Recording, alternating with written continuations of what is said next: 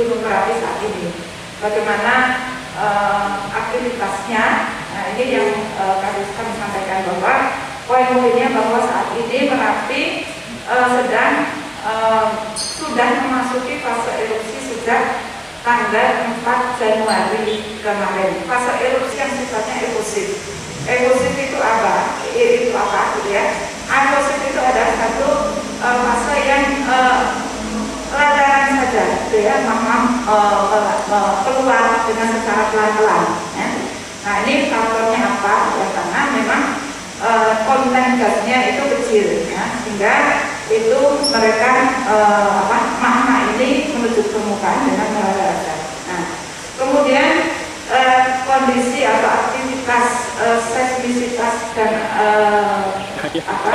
sifatnya yang internal, jadi seperti vulkanik dangkal, kemudian MP yang tadinya ratusan, ya, jumlah MP saya kira teman-teman juga sudah ikutin ya apa yang sudah kami sampaikan, dan vulkanik dangkal sampai ratusan, vulkanik dangkal sampai puluhan. Ya. Sejak tanggal 12 Januari kemarin menurun dengan drastis, gitu ya. Nah, ini untuk seismisitasnya, karena memang magma ini sudah menuju permukaan, ya, jadi indikasi-indikasi itu bahwa sudah menurun kegempaan internal itu tadi, kegempaan dangkal itu tadi. Demikian juga deformasinya, deformasi yang tadinya peaknya atau puncaknya mengalami pemendekan sampai dengan 21 cm per hari pada tanggal 1 Januari, ya. Kemudian menurun drastis juga, bahkan sampai saat ini itu kurang dari 2 cm per hari. Nah, ini kemudian karena tadi data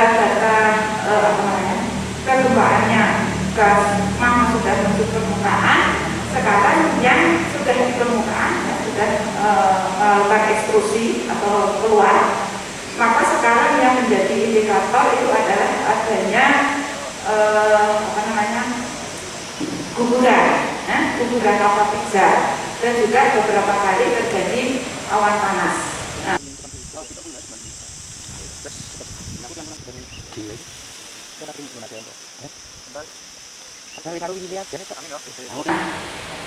dari data tersebut, potensi bahaya daerah saat ini adalah daerah yang ada di sisi selatan sampai dengan barat daya.